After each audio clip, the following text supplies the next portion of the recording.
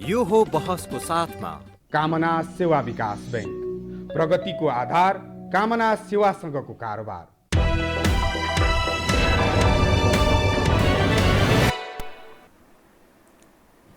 नमस्कार, यो बसमा म यहाँहरूलाई हार्दिक स्वागत गर्दछु। जीवराम भण्डारी। आज यहाँहरू सामुन्ने उपस्थित हुनुहुन्छ डाक्टर राजन भट्टराई। उहाँ प्रधानमन्त्रीका परराष्ट्र सल्लाहकार हुनुहुन्छ, एपीजीको मेम्बर पनि। उहाँसँग आज म समग्रमा समसामयिक विषय तर परराष्ट्र मामिलामा केन्द्रित रहनेछु। डाक्टर राजन भट्टराई विद्यार्थी राजनीति हुँदै पार्टीको केन्द्रीय स्तरको एउटा नेता पनि हुनुहुन्छ। लेफ्ट मुभमेन्टमा लामो योगदान पनि उहाँको रह्यो। उहाँले इन्टरनेसनल रिलेसनमा विद्यावारिधि पनि गर्नुभएको छ। यही परराष्ट्र मामिलामा केन्द्रमा राखेर परराष्ट्र मामिलालाई आन्तरिक राजनीतिसँग कतिपय विषय जोडेर कतिपय सूचनामूलक र केही विश्लेषणात्मक कुराकानी गर्नेछु। सर्वप्रथम म उहाँलाई स्वागत गर्छु। स्वागत छ यहाँलाई। धन्यवाद। मैले कहाँबाट सुरु गर्न चाहेँ भने नि, अहिले यो पछिल्लो अवस्था एकदम जल्दो बल्दो आम नागरिकको जिज्ञासा, नेपाल र भारत बीचको सम्बन्ध कटुतामा पैदा, यस्तो यो खालको स्वाभाविक अवस्था विगतमा अलि यो ढङ्गको थिएन। विगतमा पनि उतार चढाव छ नेपाल र भारत बीचको सम्बन्धको कुरा गर्दा। तर यतिखेर चाहिँ पत्राचार आदान प्रदान, पत्र आदान प्रदान, वार्तालाप राजनीतिक त्यो तहमा पनि हुन नसक्ने स्थिति पैदा भएको देखा पर्छ। बाहिरबाट हेर्दा मानिसहरू अलिकति सुसूचित हुन पनि पाउनुपर्छ, किनभने यो डेमोक्रेटिक गभर्मेन्ट हो, लोक कल्याणकारी राज्य। त्यसमा पनि जनताको जिज्ञासा, तपाईँहरूलाई जुन खालको सम्मान जनताले दिन्छ, आश पनि गर्छ, गाली पनि गर्छ। यो दुवै कुरालाई ग्रहण पनि गर्नुपर्छ। के भइरहेको छ नेपाल र भारत बीच? जब नक्सा जारी भयो, भारतले जारी गर्यो, स्वाभाविक ढङ्गले नेपालले जारी गर्नै पर्थ्यो। त्यो एउटा हाम्रो स्वाभिमानको विषय पनि छ। पछिल्लो स्थिति के कुराकानीसम्म पनि भएको छ कि छैन? के स्थिति छ? यो चाहिँ एउटा सूचनामूलक आम नागरिकले एउटा जान्न पाउने नैसर्गिक अधिकार भएको हुनाले मैले यहीँबाट सुरु गरेँ। कृपया। जीवरामजी, धन्यवाद तपाईँलाई यो अवसर जुटाइदिनु भएकोमा। यो मेरो टोल छिमेकमा ल्याएर टेलिभिजन बसिएको छ, त्यसमा आउनु पाएँ, मलाई खुसी पनि लाग्यो। नेपाल भारतको सम्बन्धको बारेमा कुरा गर्दाखेरि हो, नेपालको विदेश नीतिको ठुलो हिस्सा भारतसितको सम्बन्धले नै ओगट्छ। यसमा विवादै छैन। अहिले पनि हाम्रो चाहे त्यो द्विपक्षीय व्यापार होस्, चाहे हाम्रो भौगोलिक सहजताको विषय होस्, चाहे हाम्रो ट्रान्जिट बाहिरबाट सामग्रीहरू हामीले यताबाट पठाउने वा उताबाट ल्याउने कुरामै उपयोगको सवाल होस्, अथवा हाम्रा आधारभूत वस्तुहरूको आयातमा पनि भारतको ठुलो हिस्सा रहेको छ। त्यसभन्दा बाहेक ऐतिहासिक, सांस्कृतिक, राजनीतिक किसिमका जुन सम्बन्धहरू रहेका छन्, त्यो सम्बन्ध सबै पाटोहरूलाई हेर्दाखेरि हाम्रो अत्यन्त महत्त्वपूर्ण सम्बन्ध हो, ऐतिहासिक छ। यो सम्बन्धका राम्रा पाटाहरू एकातिर रहिआएका छन् र हामी अत्यन्त नजिक भएर एउटा, अब एक हिसाबले भन्यो भने सभ्यताका हिसाबले पनि हामी नजिक छौँ। यो राम्रो पाटो हो भने नजिक भइसकेपछि कतिपय बेलामा हाम्रा सम्बन्धले उतार चढावहरू पनि बेहोरेको छ। त्यो तत्कालीन इस्युहरू विभिन्न बेलामा उठ्ने कारणले पनि बेहोरेको छ। कतिपय इतिहासको खास कालखण्डमा छोडेका विषयहरू, त्यसलाई पछिल्लो समयमा मतलब चाहिँ इतिहासको एउटा कालखण्डमा सम्बन्धका एउटा दायरा र एउटा तहमा बुझाइ हुन्छ र त्यसका आधारमा तय गरिएको हुन्छ। तर परिस्थिति परिवर्तित छ, समय परिवर्तित छ। परिवर्तित समय अनुसारको त्यसलाई अपडेट नगरिँदाखेरि त्यसले उत्पन्न गर्ने समस्याहरू अर्को रहेको छ।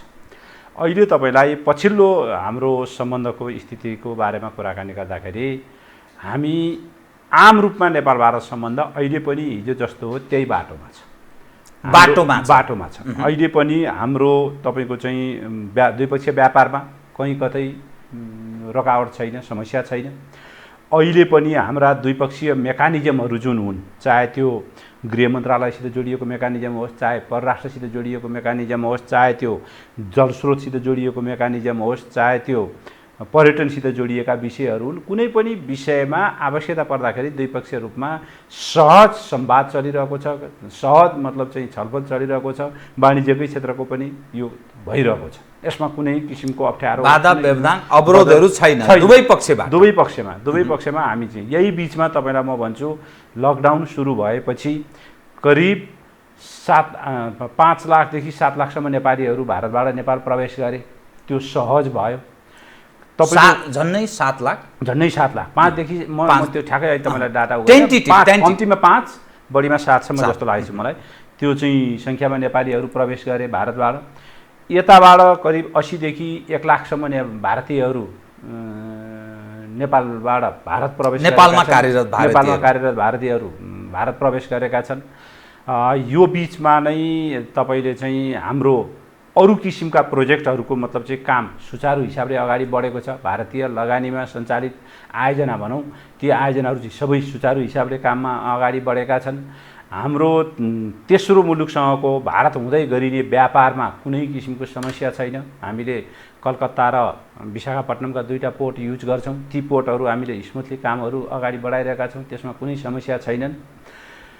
त्यस कारणले समग्रतामा जुन एउटा बहुआयामिक सम्बन्ध हो नेपाल र भारतको बिचको, किनभने यो एउटा सीमासित वा एउटा भौगोलिक अरू विषयसित जोडिएको मात्रै सम्बन्ध होइन।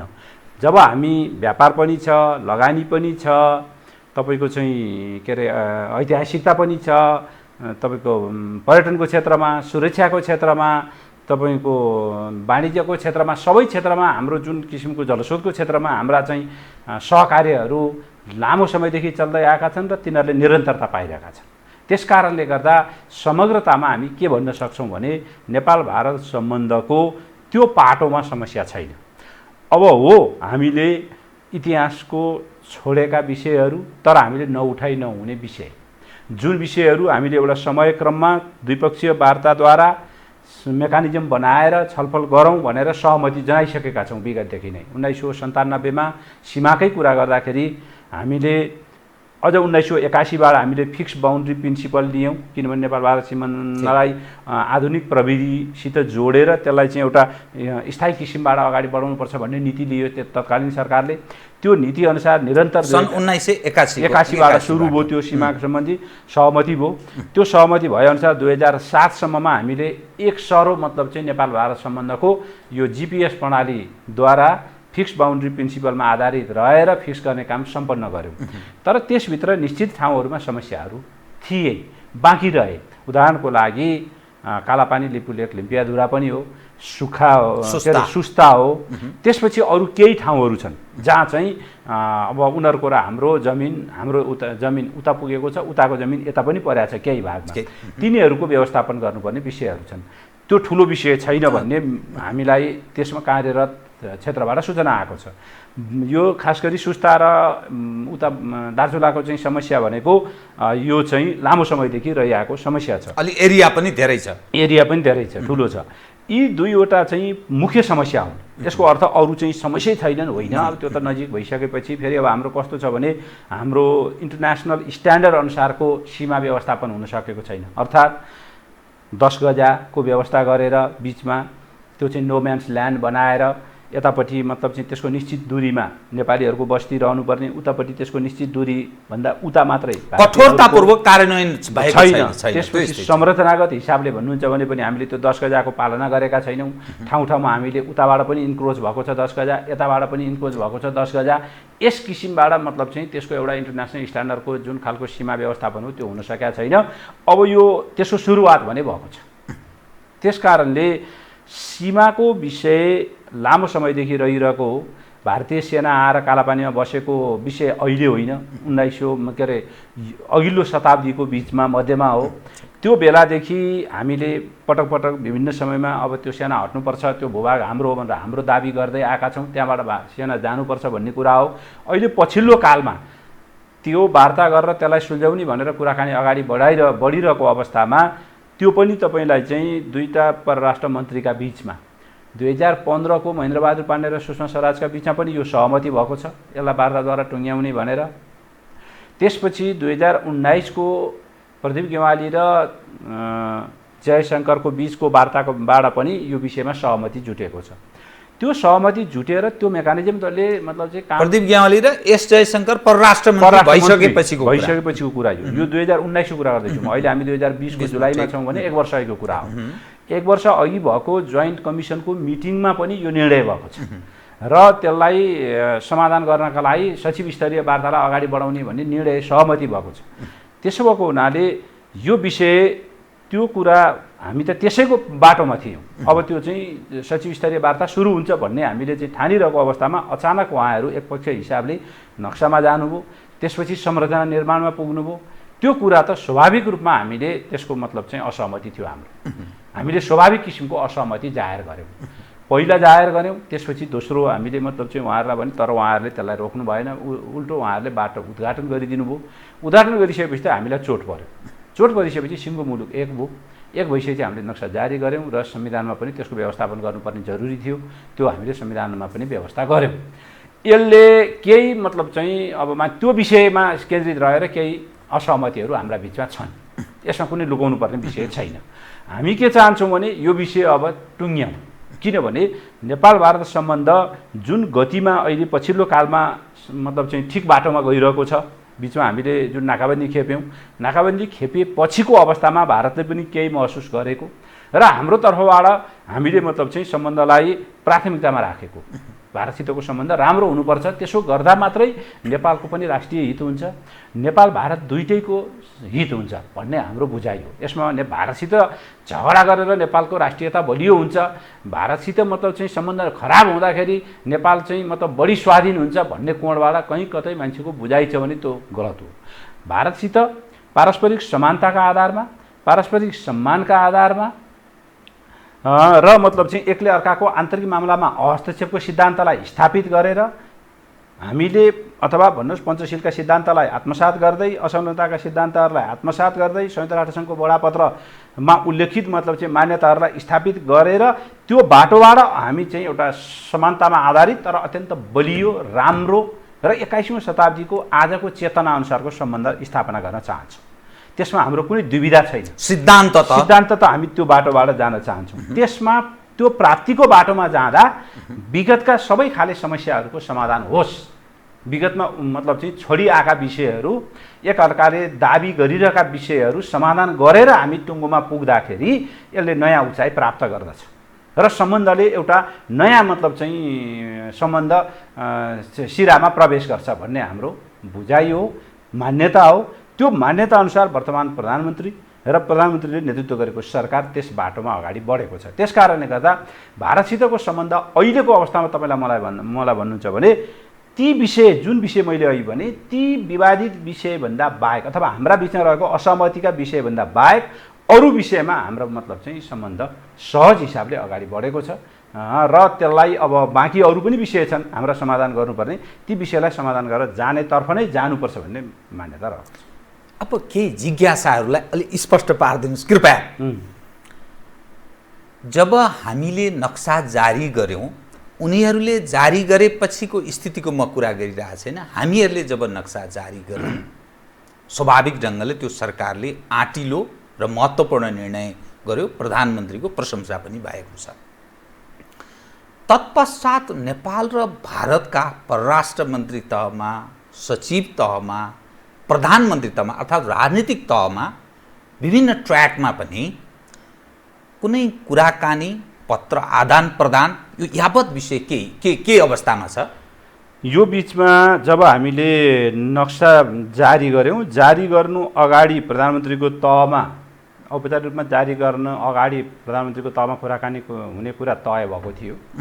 नक्सा यता जारी भयो भनेपछि उहाँहरूले त्यसलाई स्थगित गर्नुभयो। हामीले नचाहेको होइन, उनीहरूको तर्फबाट नचाहनु। हामी त मतलब चाहिँ फ्रम द फर्स्ट डे हामी यो कुरा वार्ताद्वारा समाधान गरौँ भन्ने हाम्रो अडान हो र त्यो अडानमा हामी अहिले पनि कायम छौँ। यसमा हामीले जुन नोभेम्बरमा उहाँहरूले नक्सा जारी गरेपछि हामीले नोभेम्बरको लगत्तै नोभेम्बर 2 तारिकमा एउटा नक्सा जारी गर्नुभयो, 8 तारिकमा उहाँहरूले रिभाइज नक्सा जारी गर्नुभयो। उहाँहरूको त्यो दुईवटा नक्सा आएपछि हामीले नोभेम्बर 19 जस्तो लाग्छ मलाई, हामीले हाम्रो पहिलो पत्र पठायौँ, हामी वार्ता गर्न चाहिँ छिटो वार्ता गरौँ भन्यौँ। त्यसपछि हामीले दोस्रो पत्र पठायौँ, मलाई लाग्छ डिसेम्बरमा। त्यसको पनि उहाँहरूले रेस्पोन्स गर्नु भएन। दोस्रो पत्रको उहाँहरूले सामान्य रेस्पोन्स गर्नुभएको मैले जानकारी पाएको छु। त्यो भने के भने ठिक छ, वार्ताद्वारा हामी समाधान गर्न तयार छौँ, वार्ता कहिले भन्ने कुरा चाहिँ पछि दुईटाको सहमतिमा तय गरौँला भन्ने चिठी आयो। त्यो चिठी आइसकेपछि हामी वार्ताकै प्रतीक्षामा थियौँ। त्यही वार्ताको प्रतीक्षामा रहिरहँदाखेरि यता मतलब चाहिँ तपाईँको उहाँहरूले संरचना निर्माण गरिदिनु भयो। हामी वार्ताको पहल गरिरहने, हाम्रो तर्फबाट प्रयास जारी राख्ने, तर उहाँहरू एकपक्षीय ढङ्गले जाने कुरा चाहिँ बेठिक भयो भन्ने हाम्रो भनाइ हो। अहिले पछिल्लो कालमा तपाईँलाई मैले भन्दाखेरि संवाद अहिले पनि छ। अहिले पनि विभिन्न च्यानल मार्फत, औपचारिक च्यानलहरू, दिल्लीको हाम्रो एम्बेसी मार्फत या यहीँ मतलब चाहिँ यहाँ रहेको भारतीय दूतावास मार्फत हाम्रा संवादहरू भइरहेका छन्। त्यसभन्दा बाहेकका च्यानलहरूबाट पनि म तपाईँलाई अहिले अब सबै कुरा अहिले म चाहिँ डिटेलमा भन्न सक्दिनँ। कतिपय अब यो डिप्लोमेटिक मतलब विभिन्न प्रयासहरू भएका कुराहरू आफ्ना खालका हुन्छन्। ती प्रयासहरू अहिले पनि हामी सम्पर्कमा छौँ, सम्पर्कित छौँ। एकले अर्कालाई मतलब चाहिँ छलफलमा हामी रहेको कुरा म तपाईँको टेलिभिजन मार्फत आम जनसमुदायलाई जानकारी गराउन चाहन्छु। त्यसमा त संवादहीनताको स्थिति होइन। संवादहीनता चाहिँ केमा चाहिँ हो भनेर भन्दाखेरि सीमाको विषयमा चाहिँ संवादहीनताको स्थिति हो। हामीले नक्सा जारी गरिसकेको छौँ, उहाँहरू अलि बढी प्रतिक्रियात्मक हुनुभएको छ। त्यो प्रतिक्रियात्मक बढी उहाँहरूको सञ्चार माध्यममा देखिएको छ। गैर जिम्मेवार किसिमका अभिव्यक्तिहरू प्रधानमन्त्रीका विरुद्धमा व्यक्तिगत मतलब चाहिँ मानौँ कि वर्तमान प्रधानमन्त्रीले आफ्नो व्यक्तिगत कुनै कुराका लागि त्यो काम गर्यो झैँ गरी उहाँहरूले जुन टार्गेट गर्नुभएको छ त्यो अत्यन्त गलत छ। उहाँहरूले बुझ्न नसकेको विषय के हो भने यसमा नेपालका राजनीतिक शक्तिहरू मात्रै होइन, नेपालका राजनीतिक शक्तिहरू त एक ठाउँमा भए सर्वदलीय बैठक गरेर त्यसबाट सहमति लिएर त्यसपछि संसदमा गएर भोटिङ गरेर सर्वसम्मतबाट हामीले निर्णय गरेका छौँ। त्योभन्दा बाहेक आम जनताको समेत यसमा एकमत छ। नेपालको मतलब चाहिँ यो विषयलाई लिएर हामीले नक्सा प्रकाशित गरेर त्यसपछि तपाईँको चाहिँ हाम्रो जमिनको बारेमा अब भारतीयहरूले त्यो जमिन छोड्नुपर्छ भन्ने कुरामा आम नेपाल एक छ, पूर्व पश्चिम उत्तर दक्षिण सबैतिरको। त्यो कुरा बुझ्न नसक्नु मेरो विचारमा भारतीय एउटा मतलब चाहिँ जसले नबुझेर आफ्ना किसिमका प्रचारहरू गरिरहेका छन् र त्यसमा विशेष गरी प्रधानमन्त्री विरुद्धमा मतलब चाहिँ जुन आक्रमण गरिएको छ त्यो चाहिँ उनीहरूले त्यसलाई बुझ्न नसक्नु या बुझी प्रधानमन्त्रीमाथि प्रहार गर्दाखेरि मतलब चाहिँ त्यसले आम नेपालीको त्यो भावनामाथि प्रहार भइरहेको छ भन्ने कुरा उनीहरूले नबुझ्नु त्यो उनीहरूको कमजोरी हो भन्ने लाग्छ। अब यसपछि नि भलै यसबाट नेपाल पछि हट्न सक्ने आउने दिनमा जस्तोसुकै जुनसुकै प्रधानमन्त्री होस् या जुन परिस्थितिमा नेपाल प्रवेश गरे पनि यो नक्सा जसरी सरकारले जारी गर्यो तत्पश्चात यसबाट पछि हट्न सक्ने अब नेपाल त्यो स्थितिमा जान सक्दैन। तर यो पछि हट्नका लागि गरेकै होइन, हामीसित हाम्रो प्रमाण छ। हामीले मतलब चाहिँ सुगौली सन्धि हाम्रो आधारभूत सन्धि हो। जुन सन्धिले निर्धारण गरेको सीमा मानेर आजको नेपाल निर्माण भएको छ अनि त्यही सन्धिले निर्धारण गरेको त्यो सीमालाई अहिले होइन भनेर भन्दा त कसरी मान्न सकिन्छ? त्यो सकिँदैन। त्यसको हामीसित पर्याप्त प्रमाणहरू छन्। तत्पश्चात भारतीयहरूको अलिक आक्रामक प्रकृतिको भूमिका सञ्चार माध्यममा होस् या अरू, अब केही दिन अगाडिबाट प्रधानमन्त्री तहमा त आक्रमण यिनीहरू गर्दै थिए, नागरिक तहमा पनि त्यो मुण्डनका कुराहरू पनि आउन थालेको छ र नेपालीहरूमाथि कुनै न कुनै ढङ्गले आक्रामक हुन थालेको त्यस्तो देखा पर्छ। यसो पर तपाईँहरूको परराष्ट्रको र हाम्रो भारत स्थित नेपाली दूतावासको ध्यान गएको छ? पर्याप्त ध्यान गएको छ। त्यो दुःखद कुरा हो। हामीले त्यो तहबाट, किनभने हामी नजिकका छिमेकी हौँ, हाम्रो सीमा खुला छ, नेपालीहरू उता जाने उताबाट भारतीयहरू यता आउने कुरा सामान्य कुरा हो। हाम्रा हरेक किसिमका सामाजिक सम्बन्धहरू छन् दुईटा मुलुकका बिचमा, धार्मिक सम्बन्धहरू छन्, पर्यटकहरू दुईटै मुलुकमा आवत जावत गर्ने स्थिति छ। हाम्रा चाहिँ अत्यन्त महत्त्वपूर्ण धार्मिक स्थलहरूमा भ्रमण गर्ने, एकअर्काको मुलुकमा भ्रमण गर्ने स्थिति छ। यस्तो स्थिति यति संवेदनशील विषयमाथि जुन खालको गतिविधि भएको छ, यद्यपि त्यो गतिविधि खास ठाउँमा मतलब चाहिँ खास साना समूहहरूले गरेका भन्ने हामीले सूचना पाएका छौँ। तर त्यो दुःखद कुरा हो र नेपाल सरकारको र नेपाल स्थित भारतीय मतलब के अरे दिल्ली स्थित नेपाली दूतावासको यसमा गम्भीर ध्यान आकर्षण भएको छ र उहाँहरूलाई हामीले स्पष्ट रूपमा भनेका छौँ। दोस्रो, उहाँहरूका तर्फबाट औपचारिक रूपमा जुन आएको छ मतलब चाहिँ यो चाहिँ अत्यन्त गलत भयो भनेर र त्यो सम्बन्धित व्यक्तिलाई तत्काल गिरफ्तार गरेर उहाँहरूले चाहिँ कारबाही अगाडि बढाएको बढाउन खोजेको, तर त्यो मान्छे चाहिँ अहिले भेटिन सकेको भन्ने कुरा आएको छ। उसका विरुद्धमा प्रहरीमा उजुरी परेर त्यसो खोजी भइरहेको भन्ने कुरा आएको छ। त्यो कुरालाई उहाँहरूले तदारुकताका साथ त्यो देखाउनुपर्छ र नेपालीहरूको सुरक्षा दिने कुरा, आधारभूत सुरक्षा अथवा नेपालीहरू असुरक्षित महसुस गर्न नपर्ने कुराको प्रत्याभूति उहाँहरूले भारतीयहरूले गर्ने हो। नेपालमा रहेका भारतीयहरूलाई सुरक्षा प्रदान गर्ने दायित्व नेपालको हो। नेपाल यसमा अलिकति पनि कहीँ कतै कुनै किसिमको तलमाथि पर्न दिने पक्षमा छैन, पार्दैन। नेपालमा त्यो खालको वातावरण पनि छैन। भारतीयहरूबाट नेपालको आन्तरिकमा चाहिँ हामी चाहिँ हाम्रो सवालमा नेपालीहरू भारतमा रहेका नेपालीहरूमाथि त्यस्तो हुने कुराको उहाँहरूले त्यसको सुनिश्चितता गर्नुपर्छ उनीहरूको सुरक्षाको लागि। त्यो अन्तर्राष्ट्रिय एउटा न्यूनतम मान्यता पनि हो। त्यो हाम्रो दुईटा मुलुकको यति बहुआयामिक र यति व्यापक सम्बन्ध भएका मुलुकहरूमा एउटा दुईटा कुरामा असहमति हुँदा यो तहको असहिष्णुता प्रदर्शन हुन्छ भन्ने मलाई लाग्दैन र त्यो धेरै जनस्तरमा त्यसले चाहिँ त्यो प्रभाव पार्ला भन्ने लागेको छैन। एउटा प्रधानमन्त्रीको परराष्ट्र सल्लाहकारको नाताले पनि र तपाईँ इन्टरनेसनल रिलेसनमा पनि विद्यावारिधि गर्नुभएको एउटा यो क्षमतावान व्यक्ति पनि हुनुहुन्छ। नेपाल र भारतबीच यस नक्सा जारी पश्चात अलिकति सम्बन्धमा तनाव उत्पन्न भएको छ, किनभने स्वाभाविक ढङ्गले वार्ता हुन सकेको छैन। यसको अर्थ सम्बन्ध जटिल बन्दै गएको छ भन्ने अर्थ लाग्छ। चीन र भारतबीच पनि समस्या छ, चाहे विभिन्न गलवान घाटीको म्याटरमा होस् या सिक्किमको विषय होस् या त्योभन्दा अगाडि धेरै अगाडि भुटानको बोर्डरसँगको त्यो तनावको कुरा होस्, चीन र भारतको बीच। नेपालको सम्बन्धमा फेरि सवाल जोडियो त्यो मिलेनियम च्यालेन्ज कर्पोरेसन। प्रधानमन्त्रीको कमिटमेन्ट थियो यो सदनबाटै एमसिसीको अनुमोदन गराउने। त्यसमा सरकारले त्यो सफलता हासिल गर्यो, अर्थात् प्रधानमन्त्री त्यसमा सफल हुनु भएन भन्छु म। यो परराष्ट्र मामिलामा नि जब भारतसँग पनि सम्बन्ध बिग्रेको छ, चीन र भारतबीच पनि तनाव छ, अमेरिका फेरि जोडिएर आएको छ, यो हामी अलि अप्ठ्यारो अवस्थामा त प्रवेश गरिरहेको छैनौँ। किनभने स्ट्राटेजिक हिसाबले नेपाल बडा महत्त्वपूर्ण ठाउँ छ। बाह्य तागतहरू कुनै न कुनै ढङ्गले यहाँ खेल्ने प्रयास पनि गरिरहेछन्।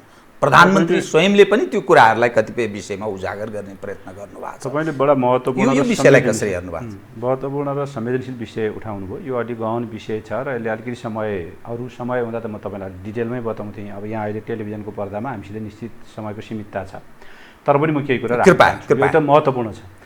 एउटा हामीले हाम्रो मुलुकको भौगोलिक अवस्थिति जहाँ छ, यो पृथ्वीनारायण शाहको पालादेखि नै हामीले महसुस गरेको के हो भने त्यति बेला पृथ्वीनारायण शाहका उपदेशहरू पनि हामीलाई छन्। हाम्रो मुलुकको भौगोलिक अवस्थितिले गर्दा हामी कतै पनि यताउति हुन सक्दैनौँ। त्यस्तो नहुनु, उत्तर दक्षिण दुवैलाई राम्रो सम्बन्ध राखेर अगाडि बढ्नु भन्ने त्यो उपदेशको रूपमा मात्रै होइन, त्यो वास्तवमा त्यति बेलाको हाम्रो भौगोलिक अवस्थितिलाई बुझेर दिएको अत्यन्त गहन विषय हो। यो मुलुकको दीर्घकालिकताका लागि, यो मुलुकको स्वतन्त्रतालाई दिगो बनाइराख्नका लागि, सार्वभौमिकतालाई जोगाइराख्नका लागि त्यसको महत्त्व आज पनि उत्तिकै छ र आउने शताब्दीौँसम्म त्यसको महत्त्व त्यही नै रहिरहन्छ। यो एउटा हाम्रो पाटो हो। दोस्रो कुरा, हामीले आधारभूत रूपमा अपनाएको असमानताको सिद्धान्त, पञ्चशीलका सिद्धान्तहरू र संयुक्त राष्ट्रसङ्घको बडापत्र, जसले मतलब चाहिँ आधारभूत रूपमा एउटा स्वतन्त्र सार्वभौम सत्ता सम्पन्न मुलुक, सानो होस् या ठुलो, उसका दुईटाका बीचको सम्बन्ध पारस्परिक समानताका आधारमा हुनेछ भन्ने कुरा जुन छ, त्यो कुरालाई आत्मसात गरेर अगाडि बढ्ने जुन हामीले हाम्रो संविधानमा समेत उल्लेख गरेर हामी अगाडि बढेका छौँ, यो विषय पनि हाम्रा लागि उत्तिकै महत्त्व र संवेदनशील विषय छ। यो विषय दायाँ बायाँ हुने गरी कथम कदाचित हाम्रा पाइलाहरू अगाडि बढे भने हामीले दीर्घकालिक रूपमा हाम्रो मुलुकको स्वतन्त्रतामाथि आघात पर्ने, हाम्रो मुलुकको सार्वभौमिकतालाई जोगाइराख्नका लागि अप्ठ्यारो पार्ने बाटोतर्फ नेपाल गएको ठान्नुपर्छ। त्यसो हुँदा यति संवेदनशील विषयमा वर्तमान प्रधानमन्त्री सरकार अत्यन्त गम्भीरता साथ यो विषयलाई लिएर अगाडि बढिरहेको छ। म तपाईँलाई पहिला यो भन्न चाहन्छु। अब रह्यो अहिले पछिल्लो घटनाक्रम जुन भइरहेको छ, हामीले खास गरी चीनको उदय भइसकेपछि दक्षिण एसियामा अब विश्वव्यापी रूपमै ऊ चाहिँ दोस्रो शक्तिशाली मुलुकका रूपमा विश्वव्यापी रूपमा उदय भइसकेपछि उसको प्रभाव विश्वव्यापी रूपमा फैलिरहेको छ। त्यसभित्र पनि दक्षिण एसियामा यसको प्रभावको चाहिँ प्रत्यक्ष असर देखा परिरहेको छ। हिजो भारत यो क्षेत्रको शक्तिशाली मुलुक र उसका पेरिफेरीका साना मुलुकहरूको प्रभाव जुन तहमा थियो, अब चीनको उदयसँगै र एउटा शक्ति राष्ट्र, कुनै पनि राष्ट्र शक्तिको रूपमा उदय भएपछि उसका दुई किसिमका प्रभावहरू विस्तार भइरहेका हुन्छ। एउटा नेचुरल किसिमको, त्यो प्राकृतिक हिसाबले नै तपाईँले नचाहँदाखेरि चाहन्न भन्दै पनि त्यसको चाहिँ आफ्नो किसिमको प्रभाव बढिरहेको हुन्छ। त्यसका आफ्ना किसिमका द्विपक्षीय सम्बन्धका गतिविधिहरू मुलुकसित बढिरहेको हुन्छ। त्यो उदाहरणको लागि तपाईँ भन्नु न, नेपाल चीन र भारत यत्रो विवाद गरिरहेका छन्, तर द्विपक्षीय व्यापार हेर्नुभयो भने अहिले पनि भारतको चाहिँ सबभन्दा ठुलो व्यापारिक मुलुकको भन्दा चीन नै हो। अमेरिकालाई उछिनेर चिनै छ। त्यस्तो स्थितिमा पनि छन्। उतातिर वा बोर्डरमा चाहिँ अब युद्ध अस्ति त अब 20 जना मार्ने 20 जना उनीहरू चाहिँ मार्ने काम नै मार्ने मर्ने काम चाहिँ भइसक्यो। त त्यो खालको तनावका बिचमा पनि के छ भन्दा सम्बन्धको अर्को आयाम चाहिँ एक ढङ्गले चलिरहेको छ। त्यसमा खासै असर गरेको छैन, तर अब अहिले पछिल्ला केही निर्णयहरूबाट असर हुन खोज्या हो कि भन्ने देखा पर्दैछ। अर्कोतर्फ चाहिँ दक्षिण एसियाको चाहे बङ्गलादेशसितको सम्बन्ध भन्नुहोस्, चाहे श्रीलङ्कासित सम्बन्ध भन्नुहोस्, चाहे पाकिस्तान त अझ अलि फरक कन्टेक्स्टमा छ, त्यसपछि मालदिभ्ससितको सम्बन्ध भन्नुहोस्, चीन र यी मुलुकहरूका सम्बन्धमा एक किसिमको नयाँ व्याख्या, नयाँ किसिमको मतलब चाहिँ परिवेश निर्माण भएको छ। ठ्याक्कै त्यही अवस्थामा हामी पनि अगाडि बढ्दैछौँ। उनीहरू त अझ भौगोलिक रूपले नजोडिएका मुलुक छन्, हामी त भौगोलिक रूपले जोडिएको चीनसँग जोडिएको मुलुक। हिजो हाम्रो उत्तरी भेग अत्यन्त मतलब चाहिँ डिफिकल्ट टरेन एक किसिमले भन्नुहुन्छ भने होइन, यातायातको सहजताका लागि अप्ठ्यारो स्थिति थियो। उतापट्टि तिब्बत पनि त्यही दुर्गम स्थिति थियो। अब यो विगतको 2 दशक 3 दशकको विकासले चीनले अभूतपूर्व विकास गर्यो तिब्बतमा, जसका कारणले यातायातको क्षेत्रमा, सञ्चारको क्षेत्रमा, तपाईँको चाहिँ विद्युतको क्षेत्रमा, शिक्षा स्वास्थ्य सबै क्षेत्रमा चीनको चाहिँ एउटा विकसित प्रान्तको रूपमा तिब्बत आइरहेको छ। अब हामीले त्योसित मतलब चाहिँ हाम्रा कनेक्टिभिटी बढाउने, हामीले त्यो विकासबाट फाइदा लिने कुरा चाहिँ हाम्रा लागि एउटा अवसरको रूपमा आएको छ।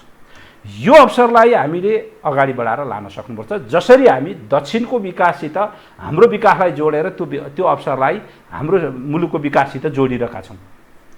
यो हामी दुईटा मुलुकको बिचमा रहेको हाम्रो अवसर हो। यो अवसरलाई हामी यस किसिमले लिएर जान चाहन्छौँ। अब रह्यो तपाईँको चाहिँ यो अवसरलाई अगाडि बढाइरहँदाखेरि उनीहरूका बिचको सम्बन्ध त्यति मात्र होइन, उनीहरू मात्र होइन, अब ग्लोबल पावरको रूपमा मतलब चाहिँ उनीहरू इमर्ज गरिसकेपछि, विशेष गरी चीन आइसकेपछि अब त्यसो उसको प्रतिस्पर्धा चाहिँ उता अमेरिकासित युरोपसित बढिरहेको अवस्थामा हामी नजिकको छिमेकीको नाताले हामीसित उनीहरूको पनि चासो बढेको छ। उनीहरू भन्दा सोझै त्यो कुरा राख्दैनन्, हाम्रो कुनै इन्ट्रेस्ट छैन नेपालसित भन्छन्, तर भन्ने र व्यवहारमा गर्ने कुरा त्यो देखिन्छ, छनकबाट थाहा हुन्छ। एउटा सामान्य उदाहरण, अमेरिकन एम्बेसी चाहिँ दक्षिण एसियाको सबभन्दा ठुलो कम्प्लेक्स हो अहिले नेपाल। त्यो किन बनाउनु पर्यो त उनीहरूले? त्यसबाट बुझ्न सकिन्छ। त्यसो हुँदा उनीहरूको त्यो रहेको छ, त्यो रहेको कुरालाई हामीले नाजायज रूपमा लिने होइन। हामीले त्यसको हाम्रो भौगोलिक अवस्थितिको अवसरका रूपमा हामीले लिन सक्नुपर्छ। उनीहरूको चासो बढ्ने कुरालाई थ्रेटका रूपमा मात्रै महसुस गर्ने होइन, चुनौतीका रूपमा मात्रै हामीले लिने, जोखिमका रूपमा मात्रै महसुस गर्ने होइन, त्यो अवसर पनि हो भनेर प्रयोग गर्न सक्दाखेरि हामी एक भएर, राष्ट्रिय रूपमा एक भएर यी विषयहरूमा एउटा सामूहिक नीति बनाएर होइन, त्यो नीतिमाथि उभिएर हामीले हाम्रो विदेश नीतिलाई अगाडि बढायौँ भने यो एउटा हाम्रा लागि ठुलो अपर्च्युनिटी आइपरेको छ यो अबका दशकहरूमा। त्यसो हुँदा हामी त्योतर्फ जान सक्छौँ। होइन, यसमा अलिकति पनि हामी कहीँ चुक्यौँ भने कुनै पनि किसिमको मतलब चाहिँ हाम्रा यी सन्तुलनहरूमा, हामीले राख्ने सम्बन्धहरूमा, अनि यो पावरको सिफ्ट जुन हिसाबले भइरहेको छ ग्लोबल लेभलमा होइन, भनौँ न चीनको उदयसँगै मतलब चाहिँ परिवर्तित भइरहेको छ शक्ति सन्तुलनमा, विश्व मतलब चाहिँ सम्बन्धका शक्ति सन्तुलनहरूमा, त्यो शक्ति सन्तुलनमा आइरहेको यो शक्तिको चाहिँ मतलब जुन परिवर्तित अवस्था छ त्यसलाई सही ढङ्गले बुझेर त्यस अनुसारको आफ्नो नीतिहरूलाई अगाडि लिएर जान सकेको खण्डमा हामी एउटा राम्रो अवसरमा छौँ। मैले अघि भने विकासका हिसाबले दुवैतिरबाट फाइदा लिएर अनि तेस्रो शक्तिहरू मतलब चाहिँ विश्व शक्तिहरूसित पनि सम्बन्धलाई राम्रो राख्दै उनीहरूका बाटोबाट हामी अगाडि जान सक्ने स्थिति छ। होइन, हामी मतलब चाहिँ यसमा अलिकति पनि असन्तुलित हुन पुग्यौँ भने होइन, हामीले राख्ने सम्बन्धका आधारहरूमा हामी कतै कसैका कुरा सुन्न थाल्यौँ भने, अर्काको मतलब चाहिँ प्रभावमा पर्न थाल्यौँ भने त्यो चाहिँ हाम्रा लागि फेरि गम्भीर चुनौती, गम्भीर थ्रेट, त्यति बेला हाम्रो जोखिम बढ्छ।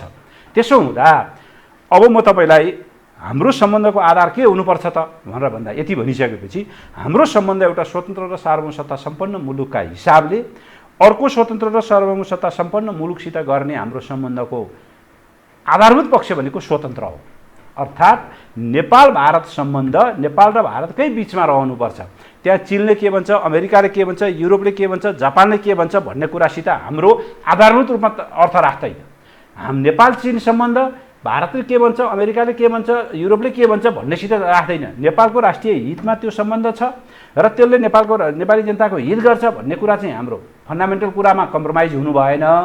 बाँकी अरू कुरा चाहिँ हामीले त्यसपछि मिलाउने कुरा हो। त्यही कुरा अमेरिकासितको सम्बन्ध पनि हो। हामीले सम्बन्ध अमेरिकासित राख्न चाहन्छौँ, हाम्रो पुरानो सम्बन्ध छ। त्यो सम्बन्धमा चीनले के भन्छ, भारतले के भन्छ, अर्कोले के भन्छ भन्न चाहँदैन हो। एउटा पक्ष हामीले यी सबै सम्बन्ध, अब यही सम्बन्ध जापानसित, कोरियासित, दक्षिण पूर्वी एसिया, अरू छिमेकीसित पनि हामी यही हिसाबले राख्ने हो। यो सम्बन्ध हामीले अगाडि बढाइरहँदा चाहिँ हाम्रो भूभाग, हामीले यहाँ गर्ने गतिविधि अथवा हामीले यहाँ अनुमति दिएर गर्ने क्रियाकलापले हाम्रा कुनै पनि मित्र राष्ट्रहरू, चाहे नजिकका छिमेकी हुन्, चाहे टाढाका अरू कुनै हुन्, उनीहरूलाई को अहितमा, उनीहरूको कोर इन्ट्रेस्ट हुन्छ नि, कुनै मुलुकका हरेक मतलब चाहिँ निश्चित स्वार्थहरू हुन्छन्, ती कुराहरूमा आघात पर्ने किसिमका काम चाहिँ हामीले गर्न दिनु हुँदैन। म दुई विषय यहाँलाई जोडेँ है। एकातर्फ BRI-मा हामीले हस्ताक्षर गरिसक्यौँ। भारत ब्लू इकोनोमीको नाममा ऊ एक ढङ्गले क्रियाशील छ। MCC उपर पूर्ववर्ती सरकारको कमिटमेन्ट भएको हुनाले यो सरकार पनि त्यसलाई सायद निरन्तरता दिन चाहन्छ। तर तपाईँको पार्टीभित्र ठुलो यसले बवण्डर मचियो। फलत पार्टी बडा कुन अवस्थामा प्रवेश गर्छ होला भन्ने एउटा मानिसहरू विश्लेषण गर्न थाले। भारतीयहरूको तर्फबाट प्रधानमन्त्रीमाथि निरन्तर आक्रमण के विषयको छ भने यो अलिकति अर्को परस्त हुन लाग्यो भनेर आक्षेपयुक्त भाषाहरू उनीहरू प्रयोग गरिरहेका छन्। फेरि काहीँ न काहीँ जब नेपाल कम्युनिस्ट पार्टी नेकपाभित्र अलिकति अप्ठ्यारो अवस्था सिर्जना भयो, तत्पश्चात चिनिया राजदूतको क्रियाशीलताको विषय चर्चाको शिखरमा रह्यो। MCC यसको भविष्य के हुने भन्ने स्थिति एकातर्फ छ। अमेरिकनहरू काहीँ न काहीँ सशङ्कित, चिनियाहरू अलिक क्रियाशील भएको हो कि भन्ने डिफेन्सका अलिकति अध्येताहरू अनि कतिपय परराष्ट्र मामिलाका जिज्ञासुहरू पनि यो विषय उठान गर्न थाले। भारतीय पक्ष बढी आक्रामक हुन थाल्यो। यसले पार्ने दीर्घकालीन प्रभाव र तत्कालीन आन्तरिक राजनीतिमा पार्ने प्रभाव, किन मैले यो कुरा जोड्या भने प्रधानमन्त्रीले एक सन्दर्भमा भन्नुभयो, जब मैले व्यापार र पारावान सम्झौता र सन्धि गरेर फर्केँ तत्पश्चात म माथि आक्रमण भयो। वास्तवमा प्रधानमन्त्रीले महत्त्वपूर्ण काम गर्नुभयो, त्यो सायद अर्को प्रधानमन्त्री भएको भए गर्थे गर्दैनथे भन्ने एउटा प्रश्नको रूपमा छ। अहिले जारी भएको नक्सा उपर पनि ओलीजीको नेतृत्वमा जुन काम भयो त्यो इतिहासमा लेखिन्छ, तर उहाँलाई त्यो लाभ दिने प्रयास तपाईँको पार्टीभित्रैबाट भएन। यो उहाँले गरेर होइन, हामीले भनेर, उहाँ त यसो पक्षमै हुनुहुन्थेन भनेर प्रचण्डजीहरू बोलिरहनु भएको छ, वामदेवजीहरू। त्यो विषय इतिहासले भन्ला अथवा तपाईँले भन्न सक्नुहोला। त जुन अवस्थामा नेपालको अवस्था प्रवेश गरेको छ नि, त यसले के सङ्केत गर्छ बताइदिनु त। तपाईँले बडा दुई तिनवटा विषय, संवेदनशील विषय उठाउनु। पहिलो म तपाईँलाई फेरि पनि के भन्न चाहन्छु भने हामीले लिने हरेक नीतिहरू हाम्रो राष्ट्रिय हितमा हेरेर, हाम्रो मतलब चाहिँ जनहितमा हेरेर लिने नीति हुनुपर्छ। यसमा दायाँ बायाँ हुने कुरा हुँदैन। BRI त्यस कारणले हामीले सही गरेका हौँ, यो नेपालको हितमा छ, यसलाई नेपालको हितमा राखेर अगाडि बढ्न सकिन्छ भन्ने कुरालाई विश्वासमा लिएर हामीले गरेका हौँ। त्यसमा हामी अननेसेसरीली चीनसित नजिक हुन खोजेर अनि अरू कसैलाई चिड्याउन खोजेर हामीले त्यो गरेको रूपमा बुझ्नु हुँदैन, त्यो हुँदैन। मेरो बुझाइ MCC पनि हामीले त्यही नै गरेर हिजो सम्झौता गरेका हौँ। आज त्यसलाई मतलब चाहिँ 2017 को सेप्टेम्बरमा यसको सम्झौता भयो। 2018 को बजेटमा MCC को प्रोजेक्ट उल्लेख छ। हामीले त्यो बजेट सर्वसम्मतले पारित गऱ्यौँ। सर्वसम्मत भनेको त्यति बेला सत्तासीन पार्टीको बहुमतले हामीले पारित गऱ्यौँ, कुनै विवाद भएन। 2019 को बजेटमा त्यो उल्लेख छ, त्यति बेला पारित गऱ्यौँ, कुनै विवाद भएन। यो 19 को बजेट पछाडि जुन सदनबाट त्यसलाई पारित गर्नुपर्छ भन्ने एउटा प्रावधान राखेर अमेरिकनहरूले गर्नै पर्छ, यो चाहिँ नभए कार्यान्वयन हुँदैन। हाम्रो कङ्ग्रेसकोले पारित गरेका विषय हो। अरू 49 मुलुकमा यो यही प्रक्रियाबाट हामीले काम अगाडि बढाएको छौँ। नेपालमा मात्रै किन भन्ने उनीहरूको प्रश्न आइसकेपछि हामीले त्यो गर्दाखेरि केही फरक पर्दैन। हिजो पनि त पार्लियामेन्टमा बजेटमा पनि परिसकेका कुरा हो, अघिल्लो सरकारले गरिसकेका सम्झौता हो। त्यति बेला कुनै विवाद उठेन। अहिले त्यसको के हुन्छ भन्ने हिसाबबाट त्यसलाई गरियो। पछि यसलाई साथीहरूले अब कतिले बुझेर कतिले बुझी मतलब चाहिँ होइन अरू कुनै उद्देश्यबाट के गरेर गर्नुभयो उहाँहरूले व्याख्या गर्ने कुरा हो। तर प्रायोजित पनि हुनसक्छ भन्ने यसलाई मतलब चाहिँ विवादमा तान्नुभयो।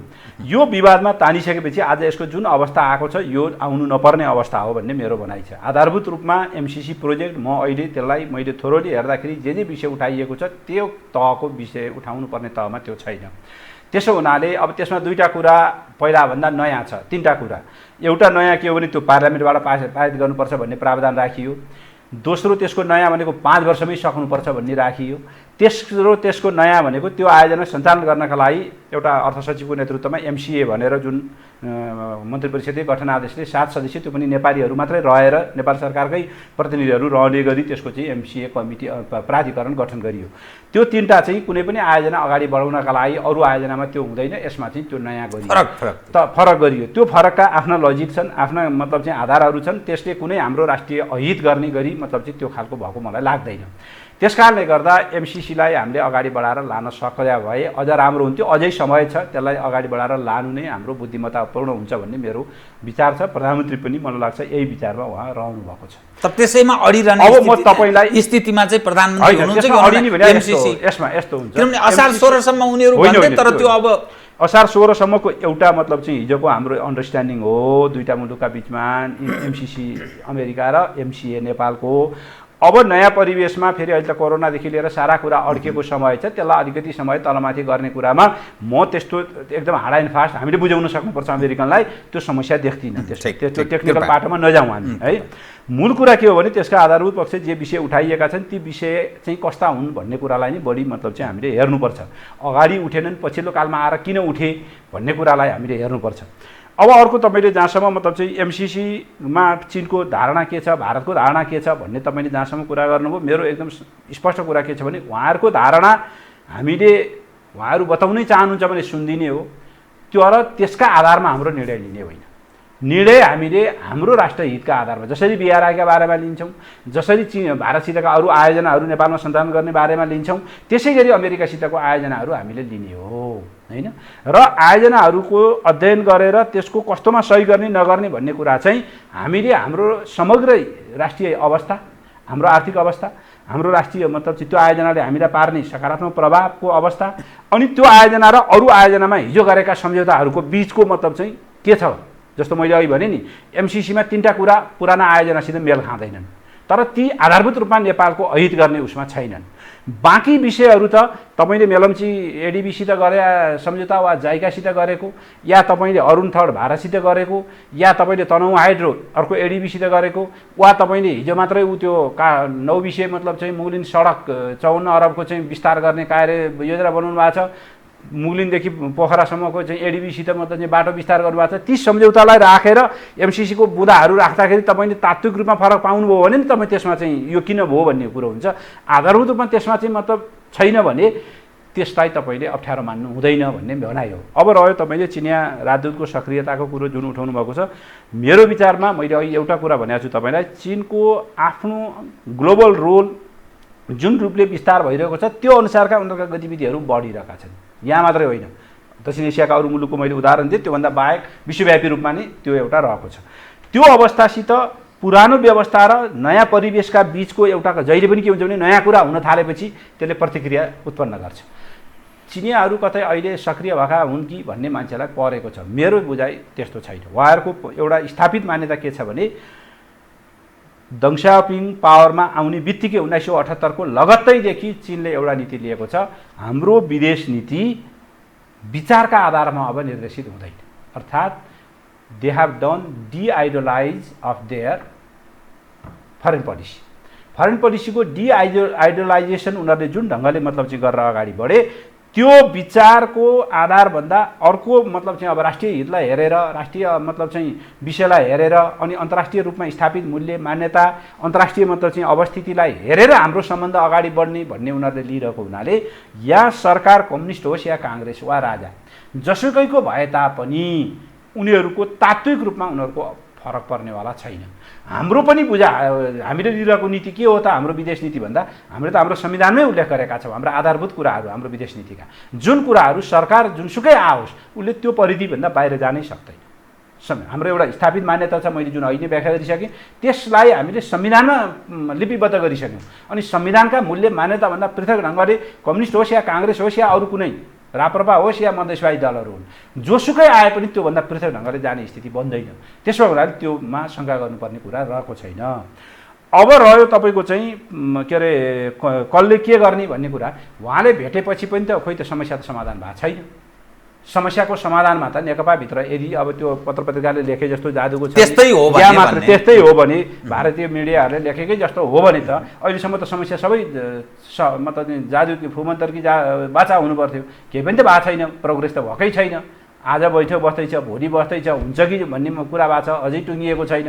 भनेपछि विषय के हो त भन्दा यसलाई अनावश्यक हिसाबले मान्छेको भेटघाट गर्ने कुरा त सामान्य कुरा हो नि। एउटा राजदूतले मतलब चाहिँ हिजो पनि भइरहेको हो, आज पनि भइरहन्छ, भोलि पनि भइरहेछ, यसलाई हामीले अन्यथा दिँदैन। त्यसका निश्चित प्रोटोकलहरू छन्, निश्चित मान्यताहरू छन्, त्यसलाई फलो गर्नु पर्यो, त्यसलाई चाहिँ आत्मसात गरेर गर्नु पर्यो भन्ने कुरा उठिरहेको छ। त्यसमा जसले भेट्ने हो त्यो कुरा ख्याल गर्नु पर्यो। त्यसमा मेरो पनि त्यही हो मान्यता, जे बनाइएको छ त्यो चाहिँ विधिभित्र गर्नु पर्यो।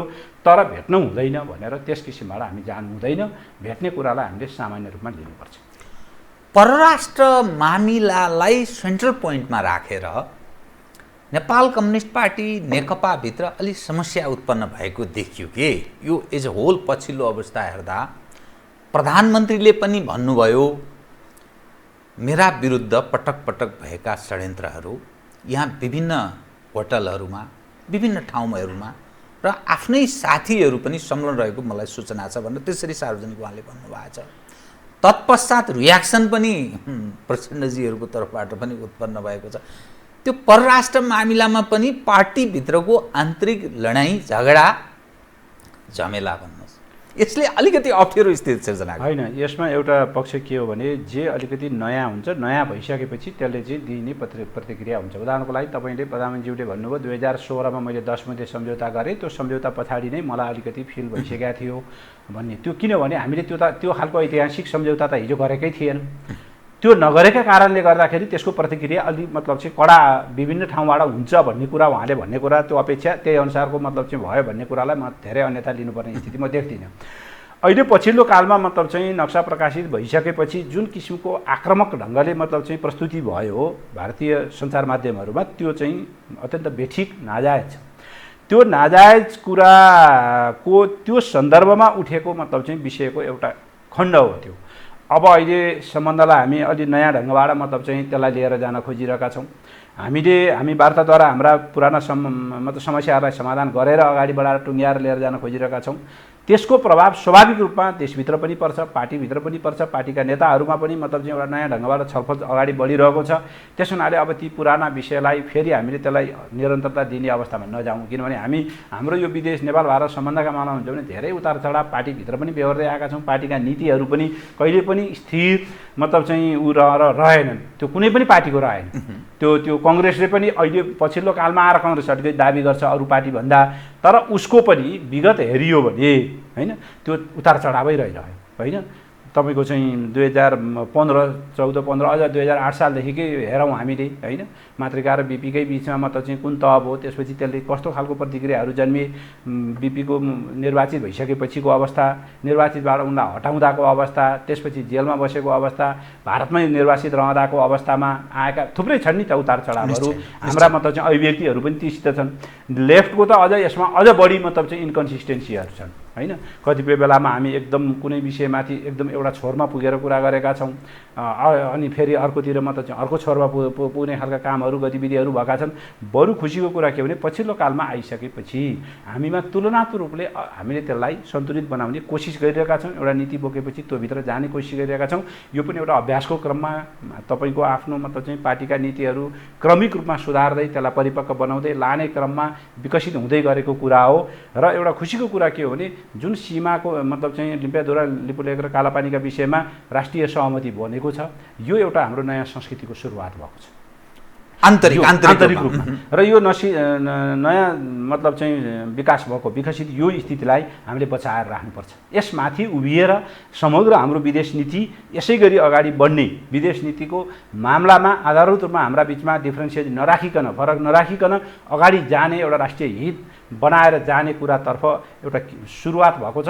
यसको सकारात्मक सुरुवात हो। अब यसलाई हामीले सहयोग गर्दै सरकारमा रहेकाहरूले, बाहिर रहेकाहरू सबैको भूमिकाका आधारमा हामीले मतलब चाहिँ एउटा बृहत नीति बनाएर त्यसमाथि उभिएर भोलि जोसुकै सत्तामा आओस्, त्यो आउँदाखेरि सबैले त्यही फ्रेमवर्कभित्र अब प्राथमिकता फरक हुनसक्छ। तपाईँको आफू आउँदाखेरिको र मतलब चाहिँ उसका तलमाथि विषयहरू फरक हुन सक्छन्, तर त्यो ब्रोडर फ्रेमवर्कभन्दा बाहिर नजाने किसिमको नीति बनाएर हामी जानुपर्छ। किनभने हाम्रो आधारभूत पक्ष त हामीले संविधानमा उल्लेख गरिसकेका छौँ। अब कोही पनि त्योबाट बाहिर जाने स्थिति छैन। दुई विषय, भोगचलनको विषय, भोगचलन उसको छ अनि वार्तालाई नै प्राथमिकता तपाईँ जो भनिरहनु भएको छ, त्योदेखि बाहेक अरू पनि केही उपाय छ कि भोगचलन हामीले गर्नका लागि? किनभने उसको भोगचलन भएको हुनाले अब कसरी सम्भव होला भन्ने एउटा विषय। दोस्रो, अरू पनि केही अस्त्र उपायहरू छन् कि? यसमा म तपाईँलाई दुईवटा कुरा, भोगचलन 116 सन्धि भएको आज 204 वर्ष भयो। 204 वर्षमा 146 वर्ष त हामीले भोगचलन गरेका थियौँ। अहिले पछिल्लो मतलब चाहिँ 58-60 वर्ष चाहिँ उसको भोगचलन हो। त्यसो भएको हुनाले 146 वर्ष हामीले भोगचलन गरिरहँदाखेरिको अवस्थालाई चटक्क बिर्सिएर अनि त्यसपछि उसले त्यो पनि कुन अवस्थामा हाम्रो भोगचलनबाट हामी विमुख भयौँ भनेर भन्दाखेरि त्यहाँ ल्याएर उसले सेना राखिदियो। सेना राखेपछि त हाम्रो त्यहाँ त एक्सेसै भएन, हामी त्यतातिर मतलब चाहिँ पहुँचै पुगेन। त्यो पहुँच नपुगेका आधारमा हाम्रो भोगचलन नभएको हो। त्यसमा त यसलाई हामी त्यस किसिमले बुझ्नुपर्छ भन्ने मलाई लाग्छ। दोस्रो कुरा चाहिँ तपाईँलाई म फेरि पनि के भन्छु भने, दोटुक यसको कुनै अरू विकल्प हामीले खोज्नु हुँदैन, खोज्ने ठाउँ पनि छैन। त्यो कूटनीतिक प्रयास नै, त्यो द्विपक्षीय सम्वाद, निरन्तर वार्ताकै माध्यमबाट हामीले लिने हो। यो तपाईँले हाम्रा छिमेकीहरूकै अनुभवबाट पनि हामीले भन्न सक्छौँ। 1971 देखिको विवाद, बङ्गलादेश र भारतको सीमा विवाद, त्यो चाहिँ जमिनकै विषयसित जोडिएको थियो। त्यो 2015 मा आएर उनीहरूले लेनदेन गरेर मिलाए। मिल्दैन भन्ने थियो नि त। यत्रो 40 वर्षसम्म, बढी 40 भन्दा बढी वर्षसम्म उनीहरूका बिचमा, झन्डै 50 वर्षको बिचमा उनीहरूको चाहिँ जुन विवाद रह्यो, त्यो विवाद तपाईँको चाहिँ 40-45 वर्षमा आएर मिल्यो। चीन र भारतकै संसारको सबभन्दा ठुलो मतलब चाहिँ सीमा समस्या छ। अब अस्ति हामीले देखिहाल्यौँ त्यो खालको त्यो किसिमको गम्भीर परिस्थिति छ। तर पनि 1981 देखि उनीहरूले सुरु गरेको वार्ता अहिले 2020 मा आइपुग्दा 30-32 पटक उनीहरू वार्तामा बसेका छन्। द्विपक्ष उच्च तहमा एउटा स्थायी किसिमको मेकानिजमै छ दुईटा मुलुकका बिचमा यो सीमा सम्बन्धी समस्यालाई मतलब चाहिँ छलफल गर्नका लागि। त्यो संवादको अहिलेसम्म मतलब चाहिँ किन भएको छैन र त्यसको प्रगति के हो भन्दा दुईटै मुलुकले अन्तिममा के भन्छन् भने सीमा क्षेत्रमा तुलनात्मक रूपले शान्ति सुव्यवस्था कायम राख्न सफल हुनु नै यो हाम्रो वार्ताको उपलब्धि हो भनेर उनीहरू 40 वर्षदेखि त्यही भन्दै आएका छन् भने अहिले हामीले हतारिएर वार्ताभन्दा अर्को बाटो खोज्छौँ, हामी यसो गर्छौँ भन्ने ठाउँमा हामी पुगेका छैनौँ। हामीसित यथेष्ट प्रमाण छ। त्यो प्रमाण टेबलमा ल्याएर उहाँहरूलाई हामीले हामीसित रहेका प्रमाणका आधारमै यी कुराहरू राखेपछि मेरो विचारमा यो समस्या समाधानतर्फ जान्छ र उहाँहरूले त्यसको महसुस गरेर उहाँहरूले आफ्नो त्यहाँबाट सेना हटाएर जमिन हाम्रो पक्ष उसमा आउँछ। अब तपाईँले भोगचलन भन्नु, भोगचलनमा आउँछ भन्ने मेरो विश्वास छ। त्यही बाटोबाट हामी जानुपर्छ। नेपाली मनोविज्ञानसँग सम्बन्धित विषय उठान गरेँ मैले, अलि इतिहाससँग पनि जोडिएको छ। जब नेपाल र भारत बीच त्यो सरकार तहमा समस्या उत्पन्न हुन्छ, तत्पश्चात नेपालको आन्तरिक राजनीतिमा गडबड हुने र ठुला ठुला परिवर्तन भएका पनि इतिहासहरू छन्।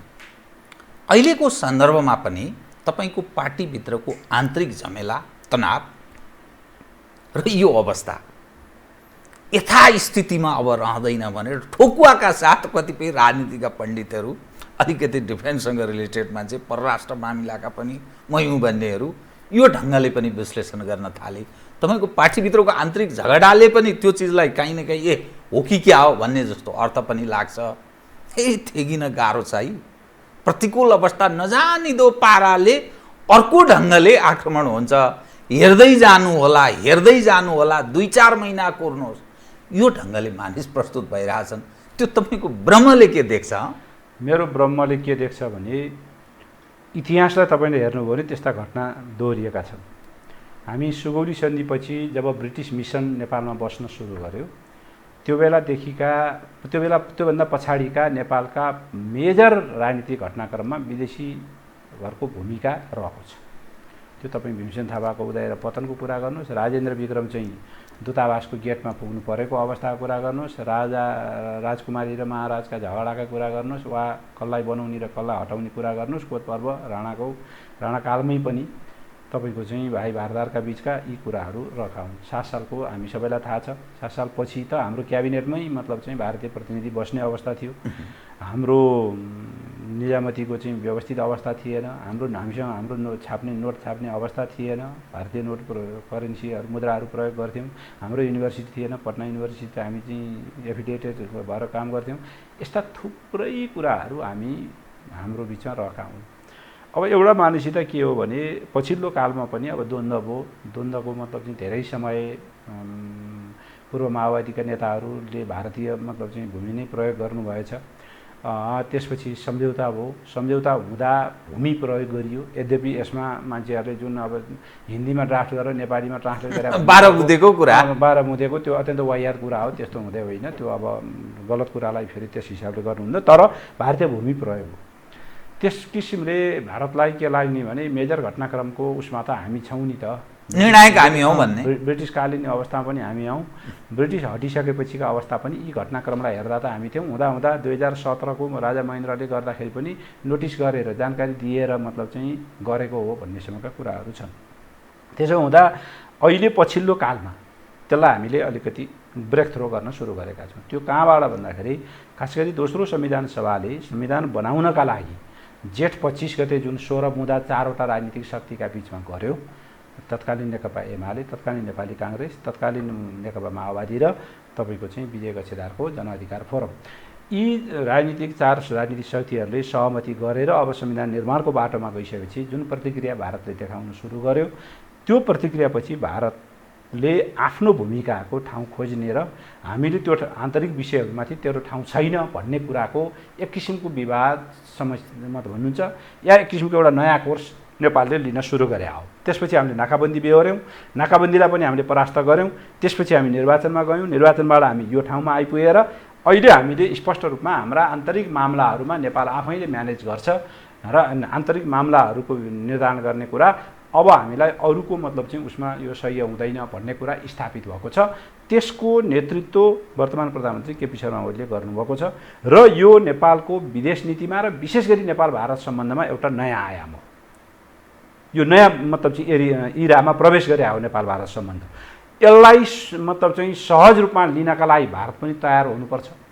भारतीय मतलब चाहिँ संस्थापन पक्ष अब त्यो तयार भएर सम्बन्धलाई हिजोको कोणबाट, अब हिजोको व्याख्या विश्लेषणका आधारमा हिजो त हामी यस्तो पनि गर्थ्यौँ भन्ने कोणबाट आज बुझ्नु हुँदैन। र हामीले पनि के हो भन्दाखेरि नयाँ परिवेशमा आइसकेपछि भारतसितको सम्बन्धको जुन संवेदनशीलता छ र आवश्यकता छ दुईटा मुलुकको र हाम्रो राष्ट्रिय हितमा पनि छ भन्ने कुराको फेरि अर्को छोरमा पुगेर हामीले त्यसलाई मतलब चाहिँ व्याख्या विश्लेषण गरेर जाने। तर मैले यसैमा जोडेँ, प्रधानमन्त्री बाहिरिनु पर्ने नेतृत्वबाट त्यो अवस्था आयो भने कसरी बुझ्नु? आउँदैन। त्यो आयो भने भन्न खोजेँ आउँदैन, त्यो आउँदैन। बाह्य कारणले मतलब चाहिँ त्यस किसिमका गतिविधि हुने अवस्था त्यो पनि नेकपाको भित्र त्यो अवस्था आउँछ भने म तपाईँलाई अहिले म कसरी त्यसो कल्पना नै गर्न सक्दिनँ। अब अन्त्यमा आधा मिनटमै सक्दिनु भयो हुन्छ। अब एपिजीको रिपोर्ट के भयो? तपाईँ एपिजीको वान अफ द मेम्बर। एपिजीको रिपोर्ट अहिले जुन अवस्थामा हिजो थियो त्यही अवस्थामा छ। उहाँहरूले त्यसलाई अब तपाईँ हामी सबैलाई थाहा छ, दुईटा पक्ष दुवै देशका प्रधानमन्त्रीले सहमति गरेर कमिटी बनाएर 2 वर्ष लगाएर हामीले सहमतिको रिपोर्ट बनाएका छौँ। उहाँहरूका पनि मान्छे, हाम्रो पनि सहमतिमा रिपोर्ट तयार छ। त्यसलाई बुझाउने हाम्रो एउटा अन्तिम निर्णय के भयो भने त्यसमा पनि केही आधारसहित हामीले त्यो निर्णय गरेका थियौँ। भारतमा बुझाउने 8 जना जम्मा भएर त्यसपछि नेपाल आउने, नेपालको प्रधानमन्त्री बुझाउने र पत्रकार सम्मेलन गरेर त्यसलाई जानकारी गराउने, त्यसका निश्चित जानकारी गर्न मिल्ने कुराहरू बाहिर ल्याएर जानकारी गराउने भन्ने हाम्रो निर्णय हो अन्तिम बैठकको। त्यो किन त्यसो गऱ्यौँ भन्दाखेरि त्यो इपिजीको प्रतिवेदन र त्यसले उठान गरेका विषयहरू जति पनि छन् त्यो विषय जति नेपाललाई महत्त्व छ र नेपालभित्र जति त्यसको चासो छ भारतको त्यही तहको छैन। त्यसो भएको हुनाले यहाँ गर्दा त्यसको चाहिँ अलिकति बढी मतलब चाहिँ सान्दर्भिक हुन्छ भनेर हामीले गऱ्यौँ। तर अब अहिले पछिल्लो कालमा मतलब चाहिँ उहाँहरूले त्यो समय नदिने, त्यसभित्र उहाँहरूभित्र विवाद सुरु भयो। त्यो सही गरिसकेपछि विवाद सुरु भएको छ। अब त्यो विवादलाई उहाँहरूले कसरी निबिटना गर्नुहुन्छ त्यसका आधारमा यो चाहिँ अगाडि पुरा कोर्स निर्धारण हुन्छ। हस्, धन्यवाद छ। धन्यवाद। आदरणीय दर्शकवृन्द, उहाँ हुनुहुन्थ्यो डाक्टर राजन भट्टराई, प्रधानमन्त्रीका परराष्ट्र सल्लाहकार, परराष्ट्र मामिला र कतिपय नेपाल सन्दर्भसँग जोडेर गरिएको कुराकानी। म सहित मेरो सम्पूर्ण युनिटलाई कार्यक्रमबाट बिदा दिनुहोस्, तर यो हो टेलिभिजन, हेर्दै रहनुहोला। नमस्कार।